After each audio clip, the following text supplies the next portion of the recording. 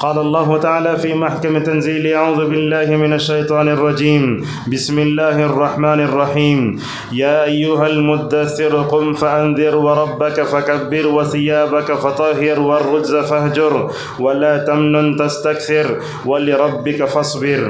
وقال تعالى في سورة الزمر: إنما يوفى الصابرون أجرهم بغير حساب. روى مسلم في صحيحه أن النبي صلى الله عليه وسلم قال: الصلاة نور والصدقة برهان والصبر ضیاء. تمام تعریفیں اس رب کائنات کے لیے لائق و زیبا ہیں جس نے ہم سب کو اپنی زندگی میں اور ایک مرتبہ جمعہ کی مبارک ساعتیں دیکھنے کا موقع نصیب فرمایا. لاکھوں کروڑوں درود و سلام ہو تمام نبیوں اور رسولوں پر، خصوصاً ہمارے رہبر رہنما جناب محمد رسول اللہ صلی اللہ علیہ وسلم پر، جنہوں نے صبر کرتے ہوئے دین کی اس نعمت کو ہم تک پہنچایا. معزز حاضرین، آج کے خطبے میں ہم ایک اہم ٹاپک لے کر آپ کے سامنے حاضر ہیں. ہمارا خطبے کا موضوع ہے تعلقات میں صبر کی اہمیت و ضرورت. ہم نے سب سے پہلے آپ کے سامنے جو آیتیں پڑھی سورۃ المدثر کی ہیں. حضرت جابر رضی اللہ عنہ فرماتے ہیں چند دن آسمان سے وحی آئی اور اس کے بعد وحی کا سلسلہ بند ہو گیا. کیوں بند ہوا؟ اس کی وجہ یہ ہے کہ وحی آپ کے پاس آئی تھی، آپ اس کو یاد کر لے، سمجھ لے، لوگوں تک پہنچا دیں، اور اس کے بعد آپ کے اندر وحی کا قبول کرنے میں مزید شوق پیدا کرنے کے لیے اللہ تعالیٰ نے چند مہینوں تک وحی کو روک کر رکھا تھا. اس کے بعد اللہ تبارک نے یہ آیتیں اتاریں. یہ اسلوب دیکھیے اللہ تبارک و تعالیٰ اپنے حبیب سے کتنے پیار بھرے انداز میں خطاب فرماتا ہے. اے چادر اوڑھ کر سونے والے، اٹھ کر کھڑے ہو جاؤ، اپنے قوم کو، دنیا والوں کو جہنم کی آگ سے ڈراؤ. انہی آیتوں میں یہ بات آئی کہ آپ اپنے رب کے لیے صبر کیجئے. معزز حاضرین، قرآن کریم میں دو قسم کی صورتیں ہمیں ملتی ہیں. ایک تو ہے مکی صورتیں جو تقریباً 86 ہیں، اور اسی طریقے سے مدنی صورتیں 28 ہیں جیسا کہ علماء نے بتایا ہے. پورے قرآن میں آپ دیکھیں گے قرآن کا کوئی بھی صفحہ توحید کے ذکر سے خالی نہیں ہے. ہر جگہ آپ کو ملے گا الحمدللہ رب العالمین سے قل اعوذ برب الناس تک آپ دیکھتے جائیے. قرآن کی ہر صورت میں توحید ربوبیت کا ذکر، توحید الوہیت کا ذکر، توحید اسماء و صفات کا ذکر.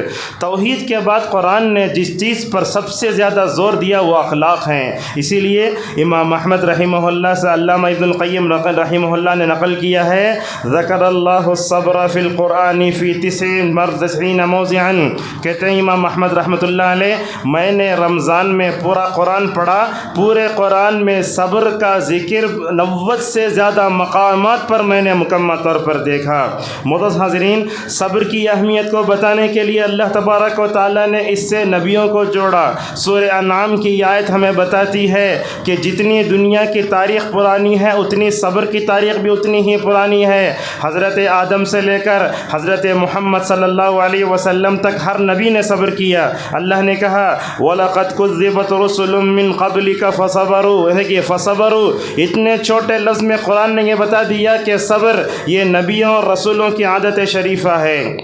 اور رسول اللہ صلی اللہ علیہ وسلم کو جب بھی مکی دور میں صبر کی ضرورت پڑی تو اللہ نے کہا فاصبر کما صبر اولو العزم من الرسل ولا تستعجل لهم. اور جیسے آپ جانتے ہیں یہ سب سے اہم پوائنٹ ہے، حضرت یونس علیہ السلام اپنے قوم سے بیزار ہو کر، مایوس ہو کر، اللہ کی اجازت کے بغیر اپنی قوم کو چھوڑ کر چلے گئے تھے. اللہ اپنے نبی سے کہتا ہے کہ اے محمد صلی اللہ علیہ وسلم، مچھلی والے یونس کی طرح جلدی نہ کرو بلکہ صبر کرو. فاصبر لحکم ربک ولا تکن کصاحب الحوت. اور صبر بندہ کیوں کرتا ہے؟ اللہ کی رضا کو پانے کے لیے. غزوہ احد میں حضرت حمزہ جو رسول اللہ کے سگے چچا تھے ان کا مسئلہ کیا گیا، مگر نبی کریم صلی اللہ علیہ وسلم چاہتے چچا کے قاتلین سے بدلہ لے سکتے تھے. اللہ نے کیا کہا وَلَئِن صَبَرْتُمْ لَهُوَ خَيْرٌ لِّلصَّابِرِينَ. اے محمد، آپ کے چچا کا لاش کا مسئلہ کیا گیا، اگر آپ صبر کرتے ہیں تو بڑا بہترین انجام ہوگا. اور صبر اللہ کی خاطر کرنا چاہیے. وَاصْبِرْ وَمَا صَبْرُكَ إِلَّا بِاللَّهِ. اور یہ صبر اتنی عظیم صفت ہے، دنیا میں ہر ایک کو حاصل نہیں ہوتی ہے.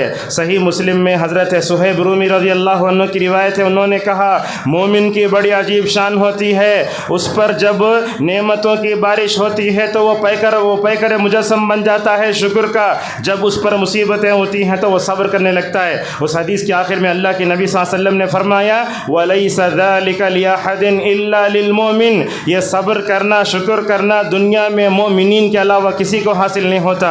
اگر آپ اس حدیث کا مصداق دیکھنا چاہتے ہیں تو دیکھو، کافروں کے گھروں میں موت ہوتی ہے، وہ ایمان بالقدر کے منافی باتیں کرنا شروع کر دیتے ہیں، مگر ایک مومن کے گھر میں میت ہوتی ہے تو وہ کہتا ہے جس نے یہ امانت دی اس نے وہ امانت مکمل طور پر واپس لے لی۔ یہ صبر کی دولت دنیا میں ہر ایک کو نصیب نہیں ہوتی۔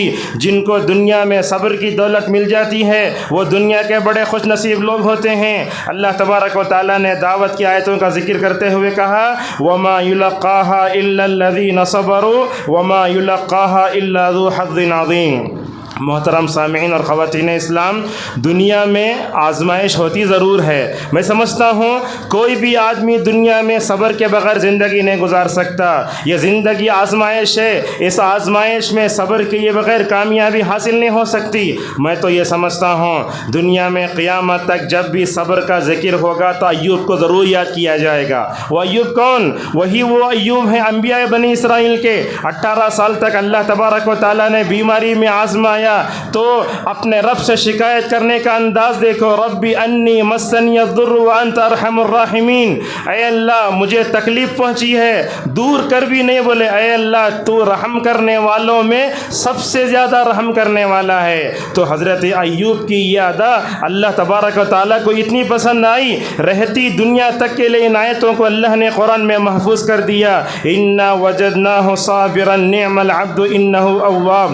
اور یہ صبر اتنی اچھی چیز ہے، بندہ جب آزمائش میں صبر کرتا ہے تو اللہ کا اس کا ذکر قیامت تک رہنے والے قرآن میں کر دیتا ہے۔ اسی آیت کی تفسیر میں بعض علماء نے یہ بھی بتایا آزمائش میں صبر کرنے والا بندہ اللہ کو جیسے محبوب ہے ویسے آزمائش میں صبر نہ کرنے والا بندہ اللہ کو ناپسند اور برا ہے۔ معزز حاضرین، دنیا میں کوئی بھی اکیلا زندگی نہیں گزار سکتا۔ آپ دیکھ سکتے ہیں آج کل کی دنیا میں کوئی بھی آدمی اکیلا کب تک بیٹھے گا؟ انسان کو انسان اس لیے کہا جاتا ہے کہ وہ دوسروں سے تعلقات رکھتا ہے۔ اگر آپ یہ بات دیکھنا چاہتے ہیں تو اللہ تبارک و تعالیٰ کی اس تخلیق کے کائنات میں دیکھیں گے آپ، آدم کو پیدا کیا تو آدم کو اکیلا نہیں چھوڑا، ساتھ میں حوا کو بھی پیدا کیا۔ کیوں؟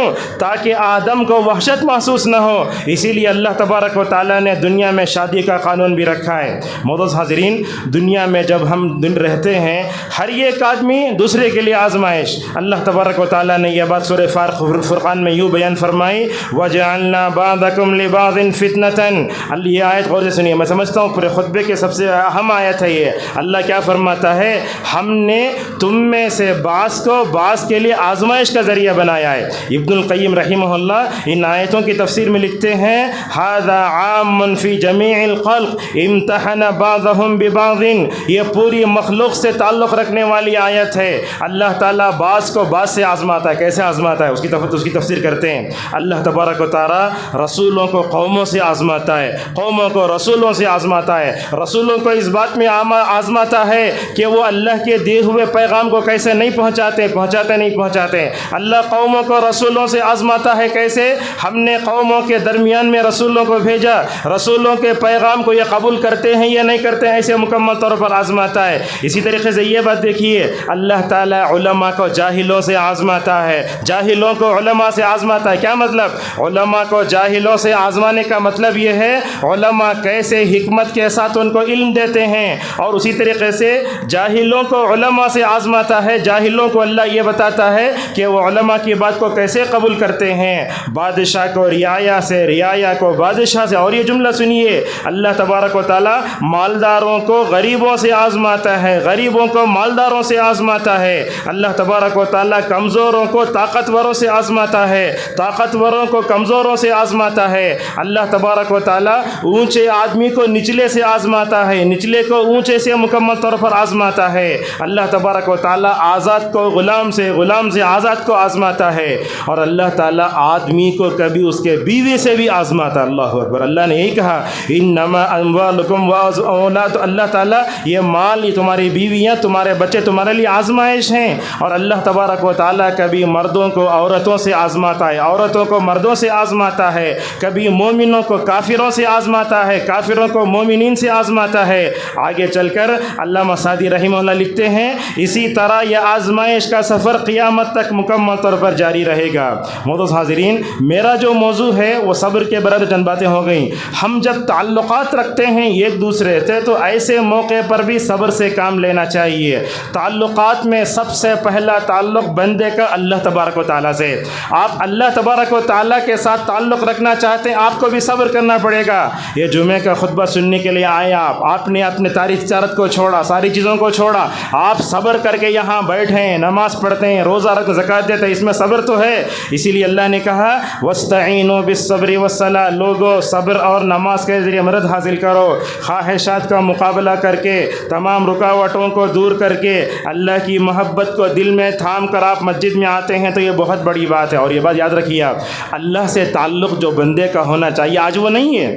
آج لوگوں سے ہمارا تعلق بہت اچھا ہے، جب ہمارا کوئی آدمی روٹ جاتا ہے تو ہم اس کو منانے کے لیے اپنی نیند بھی قربان کر دیتے ہیں، مگر ایک دن میں ایک رب ہمارے سے کتنی مرتبہ روٹتا ہے؟ کیا کبھی ہم نے اللہ تبارک و تعالیٰ سے اپنے تعلق کو مضبوط کرنے کی کوشش کی؟ اللہ تعالیٰ تو سورۃ توبہ میں یہ بات بتاتا ہے، اللہ تعالیٰ سے محبت میں رسول اللہ صلی اللہ علیہ وسلم سے محبت کی راہ میں 8 چیزیں رکاوٹ بنتی ہیں، ان تمام چیزوں کو دور کرنا چاہیے۔ معزز حاضرین، یہ صبر بڑی اہم چیز ہے۔ سوال پیدا ہوتا ہے یہ صبر اگر ہم اپنے اندر پیدا کرنا چاہتے ہیں تو کیا کرنا ہے؟ اور خصوصاً آج کا یہ دوڑتا دور اور اختراعات و ایجادات کا علمی دھماکے کا یہ دور، آج تو دور ایسا ہے 5G 6G، انسان کا ذہن سنبھلتا ہی نہیں ہے۔ آج ہماری زندگی میں صبر کی بڑی کمی ہے۔ اگر اس حالات میں اگر اپنے اندر اگر ہم صبر پیدا کرنا چاہتے ہیں، 2 طریقے ہیں۔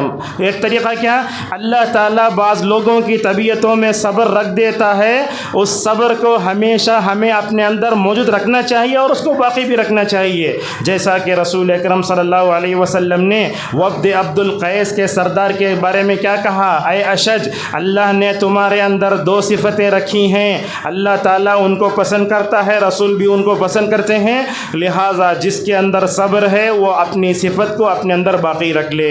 اور اسی طریقے سے دوسری چیز ہے یہ صبر، جب بندہ سیکھنا چاہتا ہے تو سیکھ بھی سکتے ہیں۔ بعض لوگوں کے اندر جلدی ہوتی ہے، اللہ تعالیٰ خود قرآن میں فرماتا ہے بعض لوگوں کے اندر جلدی ہوتی ہے، وَخُلِقَ الْإِنسَانُ مِنْ عَجَلٍ، لہذا اگر ہم صبر سیکھنا چاہتے تو صبر سیکھ بھی سکتے ہیں۔ جیسا کہ رسول اکرم صلی اللہ علیہ وسلم نے فرمایا وَمَنْ يُصَبِّرْ يُصَبِّرْهُ اللَّهُ، جو صبر سیکھنا چاہتا ہے اللہ تعالیٰ اس کو صبر کی طاقت سے مالا مال بھی فرماتا ہے۔ معزز حاضرین، میرے موضوع سے متعلق یہ حدیث ہم آپ کے سامنے پیش کرتے ہیں۔ ترمذی اور ابن ماجہ میں حضرت عبداللہ ابن عمر رضی اللہ عنہما کی روایت ہے، رسول اللہ صلی اللہ علیہ وسلم نے فرمایا المؤمن الذي يخالط الناس ويصبر على اذاهم اعظم اجرا من المؤمن الذي لا يخالط الناس ولا يصبر على اذاهم۔ البانی رحمۃ اللہ علیہ نے حدیث کو صحیح کہا ہے۔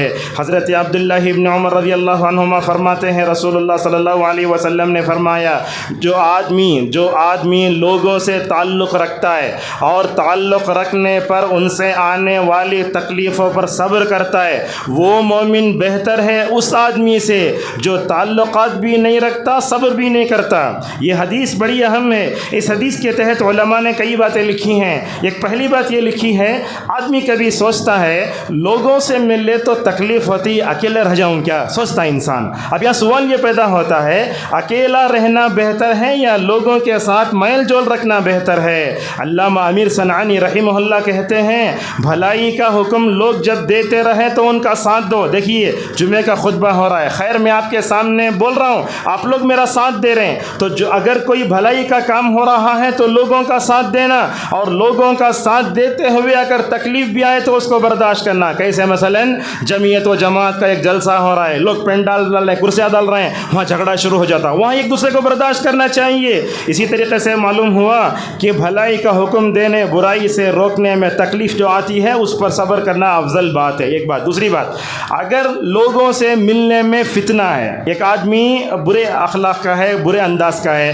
اگر آپ اس سے الگ رہے تو بہتر ہوتا، بولے تو وہاں تنہا رہنا بہتر ہے۔ جیسا کہ ابو الدرداء رضی اللہ عنہ کہتے ہیں، دیکھیے برے ساتھی سے تنہائی بہتر ہے، مگر اچھا ساتھی اگر مل جائے جائے تو تنہائی وہاں غلط ہو جاتی ہے۔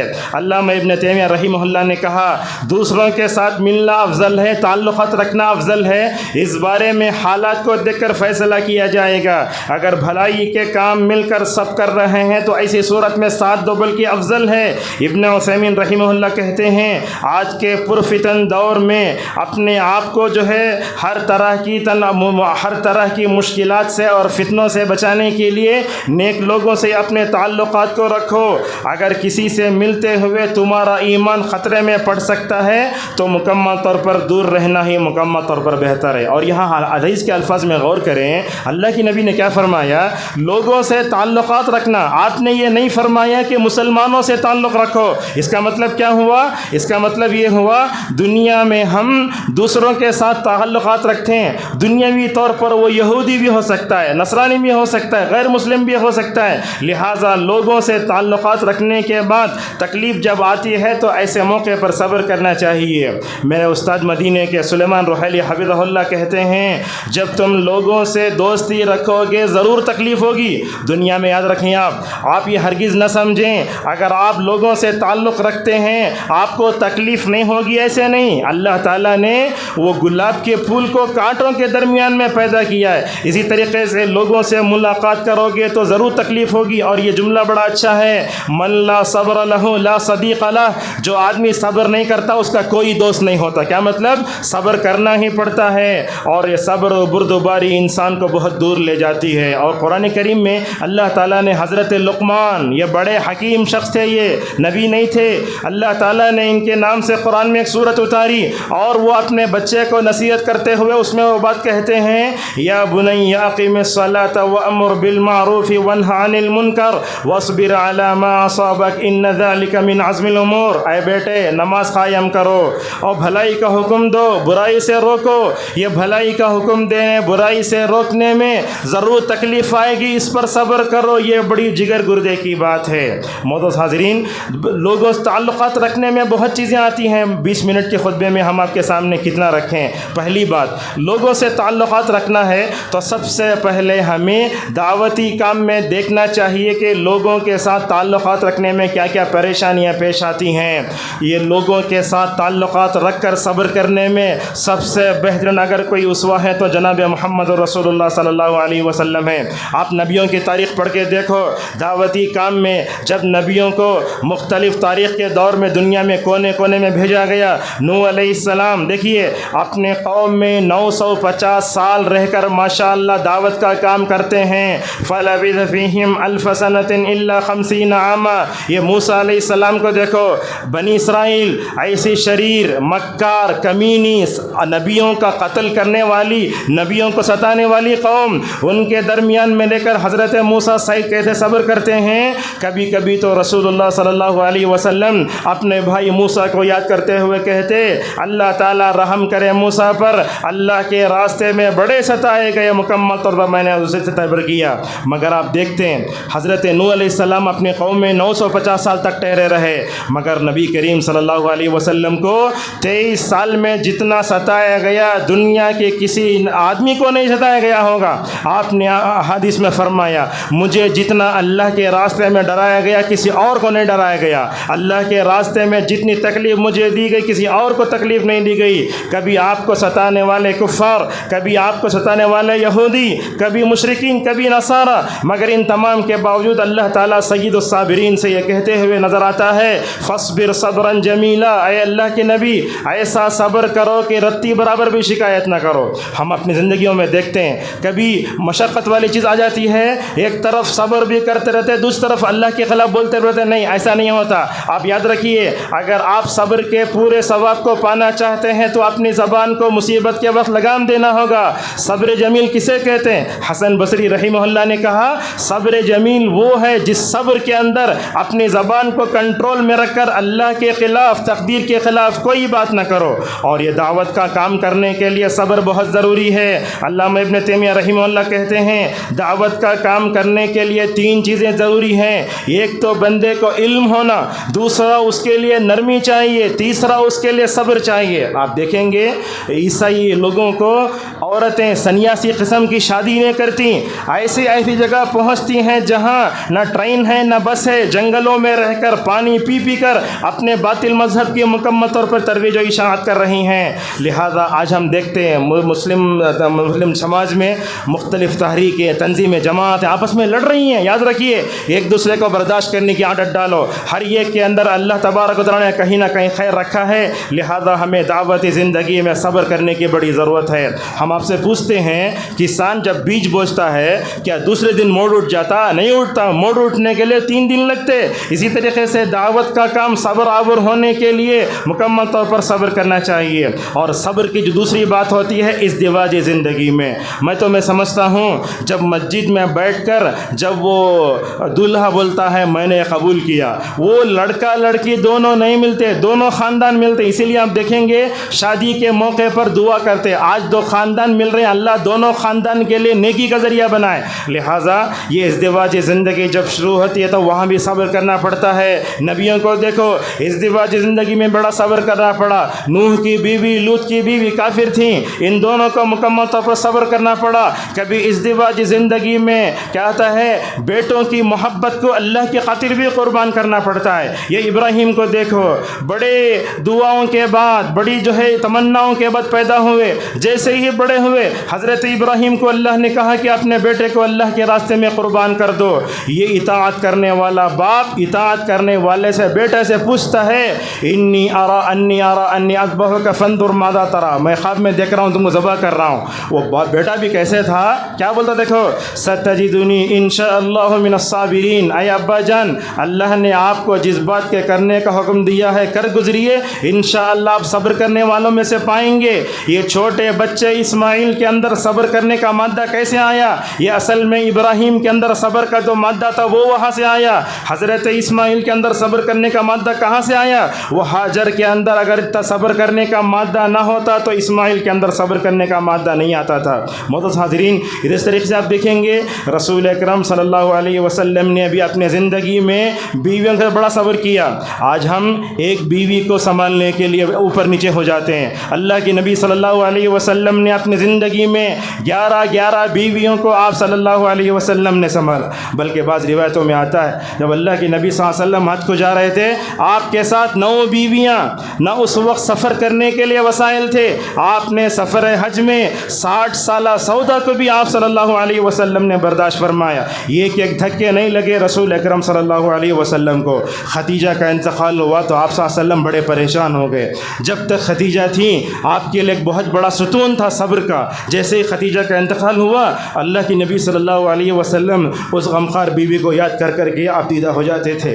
اور خدیجہ کا جب انتقال ہوا، اللہ تعالیٰ نے رسول اللہ کا غم ہلکا کرنے کے لیے اللہ تعالیٰ نے معراج میں رسول اللہ کو بلا لیا تاکہ خدیجہ کی وفات سے جو غم ہوا ہے اس غم کو مکمل طور پر ہلکا کیا جائے۔ معزز حاضرین، اگر میری اور آپ کی بیوی اور بہن پر اگر زنا کا الزام لگایا جائے تو ہماری نیند حرام ہو جائے گی۔ نبوت کے پاکیزہ گھرانے پر حضرت عائشہ رضی اللہ عنہا پر زنا کا الزام لگایا گیا، یہ کوئی معمولی نہیں تھا۔ اللہ تعالیٰ جیسے نبیوں کو چنتا ہے، نبیوں کو بیویوں کو بھی چنتا ہے۔ عائشہ پر یہ الزام، یہ قرآن پر الزام، اللہ تبارک و تعالیٰ کے فیصلوں پر اعتراض تھا۔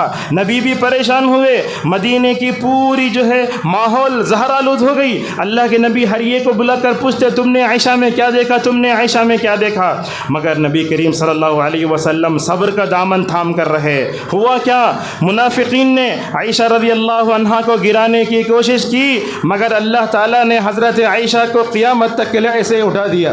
علامہ ابن کثیر رحمہ اللہ واقعہ کی آیتوں کے بعد کہتے ہیں اے منافقو، تم عائشہ پر الزام لگا کے ان کو گرانا چاہتے ہو، یاد رکھو لا تحسبوه شرا لکم بل هو خیر لکم، تم عائشہ کو گرانا چاہتے تھے، اس واقعے میں ہم نے عائشہ کو قیامت تک کے لیے اٹھا دیا ہے۔ اور سورہ نور میں عائشہ سے متعلق جو 10 آیتیں ہیں، علامہ ابن کثیر رحمہ اللہ کہتے ہیں یہ 10 آیتیں وہ ہیں جو قیامت کے دن تک مسجدوں کے محرابوں میں ماشاءاللہ پڑھی جاتی رہیں گی اور دنیا پڑھ کر یہ سمجھتی رہے گی عائشہ کا صبر کیسے تھا، رسول اللہ صلی اللہ علیہ وسلم کا صبر کیسے تھا۔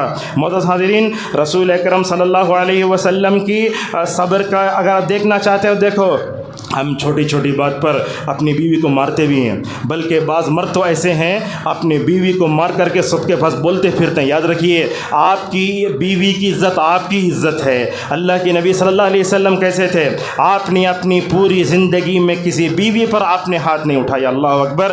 ایسی صبر والی زندگی، ایسی تحمل والی زندگی یہ دنیا میں کسی آدمی کو میسر نہیں ہو سکتی. شوہر بننا ہو تو شوہر بننا ہو ابراہیم کی طرح بنو، اگر شوہر بننا ہو تو رسول اللہ صلی اللہ علیہ وسلم کی طرح بنو. ازواج مطہرات کے اندر بھی صبر کیسے تھا؟ یہ جب اللہ کے نبی صلی اللہ علیہ وسلم کو مال غنیمت زیادہ ملنے لگا، اس وقت ازواج مطہرات نے رسول اللہ سے مطالبہ کیا، آپ جو پیسے ہمیں دیتے ہیں ذرا ان پیسوں میں تھوڑا بل کر دیجئے. تو اللہ تبارک و تعالیٰ نے ازواج مطہرات کو تنبیہ فرمائی، تم امت کی ماؤں ہو، تمہارے اندر مال کی محبت نہیں آنا چاہیے. اگر تم مال کے فتنے میں مبتلا ہو جاتی ہو، آنے والی عورتیں تم کو فتن تو عزم جو ہے کہ مکمل طور پر نمونہ بنائیں گی. جہاں تک ہو سکے تم نمونہ بنو. دیکھو رسول اللہ صلی اللہ علیہ وسلم کا گھر کیسے تھا؟ 3 دن تک چولہا نہیں جلتا تھا. کبھی تیل ہوتا تو روٹی نہیں ہوتی، اور روٹی ہوتا تو تیل نہیں ہوتا. حضرت انس رضی اللہ عنہ کہتے ہیں رسول اکرم صلی اللہ علیہ وسلم نرم روٹی نہیں کھائی یہاں تک کہ آپ کا انتقال ہو گیا.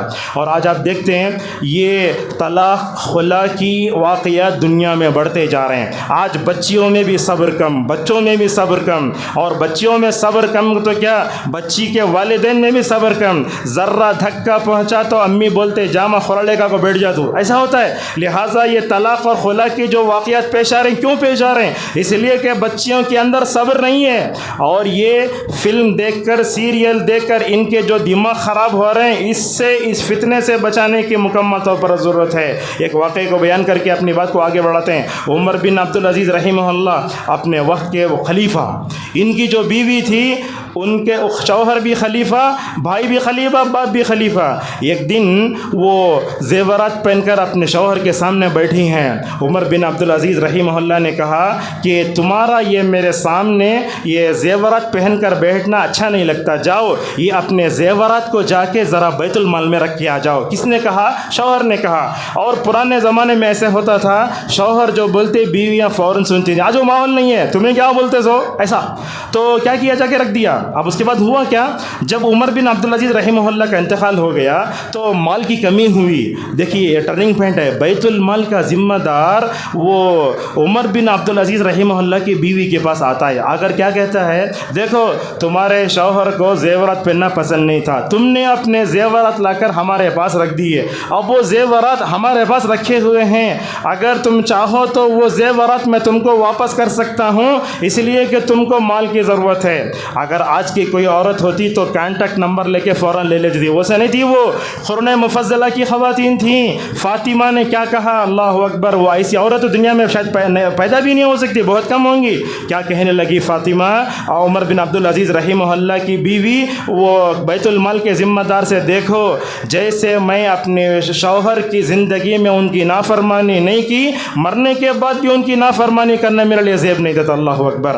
اور ہمارے اسلاف کی مائیں کیسی تھیں؟ جب شوہر گھر سے باہر نکلتا تو بولتی دیکھو باہر جا رہے ہو حلال کمائی لاؤ، اگر حرام کمائی لائے تو ہم نہیں کھائیں گے، ہم بھوکے مر جائیں گے مگر حرام کمائی نہیں کھائیں گے. ایسے ماؤں کی ضرورت ہے. اور اسی طریقے سے یہ تعلقات کے بعد جب آتی ہے صلہ رحمی، رشتہ داری میں بھی یہ صبر بہت ضروری ہے. اللہ کے نبی صلی اللہ علیہ وسلم نے فرمایا قیامت کے قریب میں رشتے کاٹ دیے جائیں گے. ایک صحابی نبی کے پاس آتے کہتے ہیں یا رسول اللہ میں رشتہ داروں کو جوڑتا ہوں انہیں توڑتے ہیں، میں اچھا سلوک کرتا ہوں برا سلوک کرتے ہیں، میں ان کو معاف کرتا ہوں انہیں جاہلانہ انداز مجھے پیش آتے ہیں، کیا کروں؟ اللہ کے نبی صلی اللہ علیہ وسلم نے فرمایا اگر بات ویسی ہے تم جوڑ رہے وہ توڑ رہے ہیں، تم معاف کر رہے انہوں جان پیش آ رہے ہیں. آپ نے فرمایا اگر تم ایسے ہو اللہ کی مدد مکمل طور پر تمہارے شامل حال رہے گی. دیکھیے بھائی بھائی میں اختلاف نہیں ہونا چاہیے، بھائی بہن میں اختلاف نہیں ہونا چاہیے. شادی سے پہلے تو بھائی بہن کا رشتہ بہت اچھا ہوتا ہے مگر شادی کے بعد رشتہ بدل جاتا ہے. آپ صلہ رحمی میں صبر دیکھنا چاہتے ہو تو یوسف کے واقعے میں دیکھو. یوسف کون؟ بڑے خوبصورت 11 بھائیاں مل کے لے جا کے کنویں میں ڈال ڈالے۔ اس کے بعد ہوا کیا لمبا واقعہ ہے، سورہ یوسف قرآن میں ہے۔ جب غلہ لینے یوسف کے پاس پہنچے، حضرت یوسف چاہتے تو اپنے ہر ایک بھائی سے کیا کر سکتے تھے، انتقام لے سکتے تھے، مگر سب کو معاف کر کے غلہ بھی دیا۔ اور یہ معاف کرنے کا نتیجہ کیا ہوا؟ ماشاءاللہ سب سجدے میں گر گئے حضرت یوسف علیہ السلام کے سامنے۔ اور باپ بیٹے کا تعلق بھی دیکھنا چاہتے ہو تو صبر دیکھو، یہ حضرت یوسف گم ہو گئے، حضرت یعقوب علیہ السلام رو رو کے آنکھیں اندھی ہو گئیں، اور اس کے باوجود بھی شکایت کرنے کا انداز دیکھو، میں اپنی شکایت صرف اللہ سے کرتا ہوں، فصبر جمیل کہہ کر کہا۔ اور اس طریقے سے میں کہتا ہوں رشتہ داروں میں چھوٹی چھوٹی باتوں پر رشتے کاٹ لینا، اور یہ بات یاد رکھیے، بڑے بڑے لڑیے تو الگ بات ہے، بچوں کو نہیں توڑانا، یہ ہمارے تعلقات میں بہت خرابی آ رہی ہے۔ یہ حضرت ابوبکر صدیق رضی اللہ عنہ ہیں، کیا کیا، ان پر الزام، ان کی بیٹی پر الزام لگانے والے مستح بن اساسہ قسم کھا لیا ابوبکر نے، اے مستح تم نے میری بیٹے پر الزام لگایا، میں تم پر خرچ نہیں کروں گا، اللہ کی قسم۔ اللہ کو یہ ادا پسند نہیں آئی، اللہ نے آیتیں اتاری، اے ابوبکر تم تو امت میں سب سے افضل ہو نبیوں کے بعد، تم نیک کام کرنے میں جو ہے مکمل طور پر جو ہے قسم کھا رہے ہو، ایسے نہیں ہونا چاہیے۔ اللہ نے پوچھا اے ابوبکر کیا تم اللہ کی معافی کو پانا چاہتے ہو؟ ابوبکر نے جواب دیا ہاں اے اللہ میں تیری معافی کو پانا چاہتا ہوں، لہٰذا کیا اللہ کی معافی کو پانے کا ذریعہ یہ ہے کہ ہم ایک دوسرے کو معاف کریں۔ یہ آیت اتری، ابوبکر رضی اللہ عنہ مستح بن اساسہ کے گھر کو جاتے ہیں اور کہتے ہیں میں نے تم کو معاف کر دیا، وہ واقعہ پیش آنے سے پہلے جیسے میں تم پر خرچ کرتا رہا ویسے ہی مکمل طور پر میں تم پر خرچ کرتا رہوں گا۔ دوستوں ماتحت و خادموں کے ساتھ بھی مکمل طور پر ہمیں صبر سے پیش آنا چاہیے۔ ایک دوست کے ساتھ 25 سال سے زندگی رہتی ہے، ایک معمولی سی زبان درازی پر ہم اس دوستی کو چھوڑ دیتے ہیں۔ ہمارے پاس مسجد میں 20 سال 25 سال سے ایک امام امامت کرتے رہتا ہے، ایک نماز میں نہیں آیا مسجد والے نکال ڈالے اسے، مؤذن ایک دن 2 منٹ اذان دیا صبر بھی نکال کے پھینک ڈالے اسے، ایسے نہیں کرنا چاہیے۔ دیکھو انصار و مہاجرین کے درمیان رسول اکرم صلی اللہ علیہ وسلم نے مدینہ آتے ہی ایسی مواخات کرائی، ایسا صبر، ایک بیوی سے بھی دستبردار ہو گئے۔ انصار مہاجر بھائی سے کہتا میرے 2 بیویاں ہیں، ایک بھائی سے میں دستبردار ہوتا ہوں، عدت کے بعد مکمل طور پر تم ان سے شادی کر لینا۔ اور یہ بات یاد رکھیے آپ، چھوٹی چھوٹی بات کو دل میں پالنا یہ عورتوں کی عادت ہوتی ہے۔ اللہ کے نبی صلی اللہ علیہ وسلم فرماتے ہیں ہر پیر جمعرات کو اللہ کے پاس ہفتے بھر کی ویکلی رپورٹ پیش کی جاتی ہے، اس میں ہر مومن کی مغفرت ہو جاتی ہے سوائے اس آدمی کے جو اپنے مومن بھائی کے ساتھ دشمنی رکھ کے بات کو چھوڑ دیتا ہے۔ اللہ کے نبی صلی اللہ علیہ وسلم نے فرمایا دیکھو 3 دن سے زیادہ بات نہیں چھوڑنا چاہیے۔ اور اسی طریقے سے رسول اکرم صلی اللہ علیہ وسلم سے ایک آدمی نے پوچھا اپنے ماتحت غلاموں نوکروں کو ایک دن میں کتنے مرتبہ معاف کرنا؟ آپ نے فرمایا 10 مرتبہ 70 مرتبہ معاف کرنا۔ آج ہم 1 مرتبہ غلطی کرتے کتنا بولتے ہیں، اور 1 مرتبہ غلطی کرے تو ہمیں تم جاب سے نکالتے ہیں۔ اس خطبے کا پیغام کیا ہے، بات کو ختم کر دیتے ہیں۔ سب سے پہلی بات، ایمان کے بعد سب سے بہترین اگر کوئی چیز ہے تو وہ ایمان جو صبر کی دولت ہے۔ یاد رکھیے اگر ہم زندگی کے ہر موڑ پر صبر کرنا کامیاب ہونا چاہتے ہیں ہمیں صبر کرنا ہوگا۔ ایک بات بھی ہے صبر کرتے وقت برا لگتا مگر صبر کا انجام اچھا ہوتا ہے۔ عمر ابن خطاب رضی اللہ عنہ کہتے ہیں لذت والی زندگی ہم نے صبر میں پائی۔ علی رضی اللہ عنہ نے کہا انسانی جسم میں سر کو جو حیثیت حاصل ہے اخلاق میں صبر کو وہی حیثیت حاصل ہے، جس کے اندر ایمان نہیں اس کے اندر صبر نہیں۔ آج کے ترقی یافتہ زمانے میں یہ صبر بھی اپنے بچوں کے اندر پیدا کرنا بہت ضروری، اور تربیت میں بھی صبر مکمل طور پر چاہیے، اور ہمیں انفرادی زندگی میں اجتماعی زندگی میں صبر کو بھی پیدا کرنا چاہیے۔ اللہ تبارک و تعالیٰ نے والصابرین والصابرات کہہ کر آگے کہا اعد اللہ لهم مغفرۃ واجرا عظیما، یہ صبر آدھا ایمان، یہ شکر آدھا ایمان۔ اور یہ بات یاد رکھیں جب ہمارے اندر ایمان ہوگا صبر آئے گا، اگر ایمان نہیں ہوگا صبر نہیں آئے گا۔ اور صبر کا تعلق دل سے ہے، یہ بات یاد رکھیں، صبر کا تعلق کہاں سے ہے؟ دل سے ہے۔ یہ صبر دل میں پیدا ہوتا ہے، لہٰذا اپنے دل میں ایمان کو مضبوط کرو تو صبر بھی مکمل طور پر وہی آئے گا۔ اور تعلقات میں اعتدال توازن وہی صبر کرتا ہے۔ اس حدیث پر اپنی بات کو ختم کرتے ہیں۔ رسول اکرم صلی اللہ علیہ وسلم نے فرمایا صبر روشنی ہے۔ کیا مطلب ہے؟ یہ دنیا میں بھی روشنی ہے، قبر میں بھی روشنی ہے، اور آخرت کے میدان میں جہاں حد نگاہ تک جو ہے مکمل طور پر تاریکی چھائی رہے گی وہیں ایمان اور سر ہمارے لیے روشنی بن کر آئے گا۔ خطبے کا خلاصہ یہ ہے، آج ہم زندگی کے ہر موڑ پر کامیاب ہونا چاہتے ہیں، اپنے تعلقات میں دائمی محبت، توازن، اعتدال، بیلنس لانا چاہتے ہیں، تو ہمیں صبر کی صفت سے متصف ہونا پڑے گا۔ اللہ تبارک و تعالیٰ سے ہماری دعا ہے کہ اللہ تعالیٰ ہم سب کو صبر جیسی عظیم صفت سے متصف ہونے کی توفیق نصیب فرما۔ اے اللہ تعالیٰ، نبیوں کی طرح، رسولوں کی طرح، صحابہ و صحابیات کی طرح، اسلاف کی طرح ہمیں اپنی زندگیوں میں، اپنے دلوں میں ایمان کو مستحکم کرتے ہوئے صبر جیسی عظیم صفت کو اپنے دلوں میں پیدا کرنے کی توفیق نصیب فرما۔ اللہ تعالیٰ ہمیں تعلقات میں صبر کو اپنانے اور اس کی اہمیت کو جاننے کی توفیق نصیب فرما۔ آمین۔ وآخر دعوانا الحمد للہ رب العالمین۔